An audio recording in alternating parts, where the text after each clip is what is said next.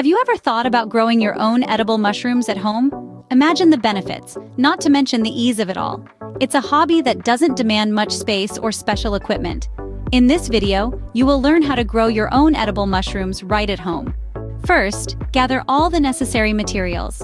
You'll need mushroom spores or spawn, a suitable growing medium such as compost or straw, a container, and a dark, humid location. Once you have all the materials ready, you're set to start the process. Next, prepare your growing medium. This involves pasteurizing or sterilizing it to eliminate any potential competitors for your mushrooms. This is a critical step to ensure a successful, uncontaminated mushroom grow. Now, the growing medium is ready for the mushrooms.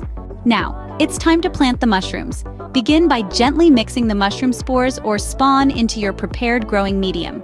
Once mixed, tuck this container away in a cozy, dark, and humid spot. After planting, all that's left is to wait and watch your mushrooms grow. Finally, it's time to harvest and enjoy your mushrooms. Recognize readiness when the caps have fully opened. Freshness is key, so devour them soon or store properly for later use. Congratulations! You now know how to grow your own edible mushrooms at home.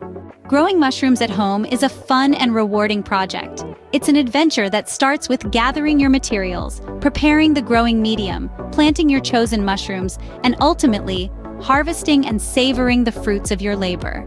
The benefits of this project are manifold. First, there's the freshness. Homegrown mushrooms are as fresh as they come. You can literally pick them and cook them within minutes. Second, there's the availability. No more late-night grocery store runs when you have a hankering for mushrooms. They're right there in your kitchen or backyard. Finally, there's the satisfaction.